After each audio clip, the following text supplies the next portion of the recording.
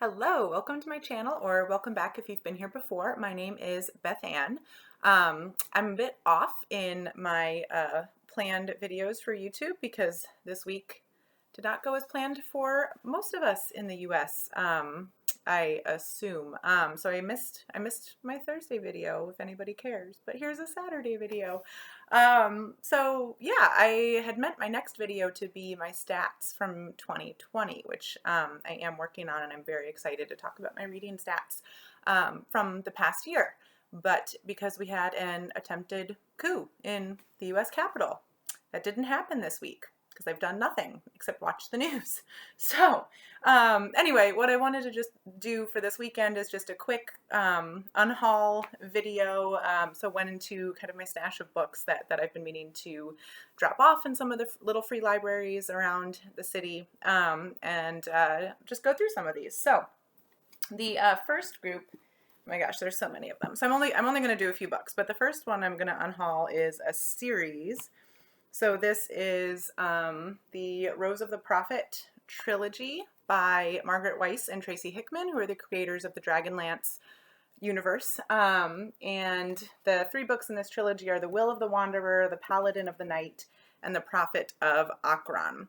And it like breaks my heart to get rid of these because this pair of people, Weiss and Hickman, are some of my absolute favorite authors. I love the original Dragonlance novels. And I did enjoy this series. It's well written. They're good writers. The characters are pretty compelling. They're fleshed out. And then one of the signature things in Weiss and Hickman books is that they're pretty epic fantasy. I mean, there's a lot going on. The stakes are high. You know, the world is going to end or it's not. One of their big themes is conflict between the gods. So at least in everything I've read from them, the worlds are polytheist, and the gods are fighting amongst themselves, and human beings and other races are kind of caught in the middle. Yeah, so like epic, high stakes, but then they always have so much humor in these books, and it's usually focused in a couple of key characters. So in the original Dragonlance, it's in Tasselhoff, who's a Kender, a race they invented, and then they have a god who actually imitates a human sometimes and is a hilarious character that's in and out of actually two of their series. The same character overlaps. So they still had that in these books, and so it's just like these books are so them, but I'm not going to keep them. So in these books, sorry, I've been talking a lot about other stuff, but in these particular books, they're just a little bit too, it's fantasy that's just a little bit too drawn from our world without like really meaning to affect how we think about our world, if like that makes any sense. So the culture of the main culture of the people who are the main characters driving the action in these stories is very, very heavily drawn from Bedouin cultures in our Middle East, in our world. And there's just no reason, I don't know.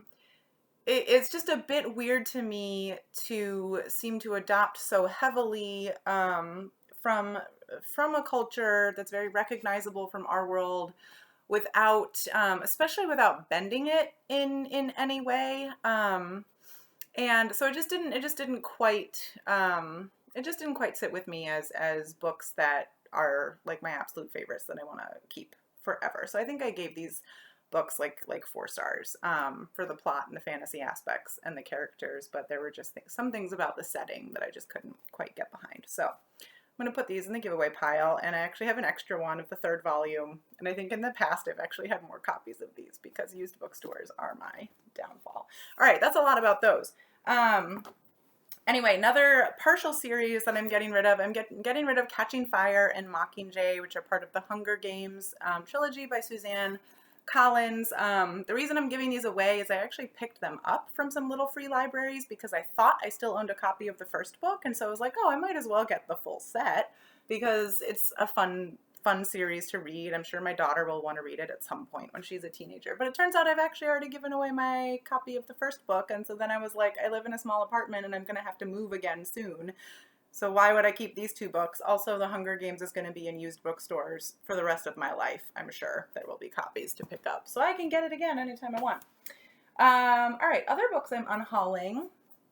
So this one is kind of cute. It's called Be More RBG. It's like an 80-page book. It's like one of these cute, like kitschy things that you get as like a stocking stuffer or something. My mom really likes to give this to me and all the other women in our family, like this sort of thing for Christmas. So it's just full of Ruth Bader Ginsburg quotes. So it'll have a quote on one page, and then on the facing page, it'll just have some little like biographical tidbit about Ginsburg. So my mom got this for me about a year ago, I think for Christmas 2019, before RBG died, and so I read it. I read it earlier this year, and you know, it's just the sort of thing you kind of dip into and are like, oh, I feel empowered. Yes, but it's not really the sort of thing I need to keep on my bookshelf. But it was cute. It was a good stocking stuffer. It'd be a great, you know, like white elephant sort of gift or something like that. Then let's see, this will be the last one because I don't like my unhaul videos to be very long. So, kind of my fourth item, fourth type of book that we're doing. So this is called Buzz Off by Hannah Reed, and I think that's a pen name for some reason. But these are, the series is called the Queen Bee Mystery Series, and this is the second or third book in the series. And I have read the earlier books in the series and then unhauled them as I read them. These are super, super cute. It's small town Wisconsin. Our protagonist is, her name is Story Fisher, I want to say, Story Fisher. And she has returned home to her small town of Wisconsin. I think returned home. But anyway, at the very beginning of the series, she has just broken up or gotten a divorce from a very long-term partner. And she has bought the local small town grocery store / gift shop and is now a business owner. And she's also a small time beekeeper. And so she sells her honey in her grocery store / gift store. And despite it being very small town Wisconsin, murders happen. So it's just a very typical, very cute, very cozy little mystery series, and all of the titles have something to do with bees. Her bees are not, I guess they're like kind of implicated in the first murder, but they're not the cause of murder. I don't think, I might be misremembering that. Anyway, the bees are not like a main thing, but they're part of setting the scene for this bucolic small town Wisconsin. And so since I'm a bee scientist, that's why I originally picked it up in a bookstore. So yeah, these are cute, and I don't think I will read them again just because there's so many cute small town rural mysteries out there. But you know, if I had more actually, well, now I'm looking at it and I'm like, oh, but this was so cute. So yeah, so it's really cute. I do really like the main character story. She has a love interest in the form of a hunky police detective in the local town, who she, you know, gets thrown together with a lot, and they have some conflicts because, you know, she's like nosing into amateur detectiveville, and he's like, oh my gosh, like now you're a suspect because you're always showing up. So yeah, they're just really cute and heartwarming. I think I've been giving these like 4 stars. So anyway, that's enough babbling from me. So these are, yeah, just some of the books that I'm going to unhaul shortly during this month of January. And I will be back in a couple of days with hopefully my stats wrap-up video from 2020, which I'm really excited about because I'm a giant nerd and I like making graphs. So there will be graphs. It'll be fun.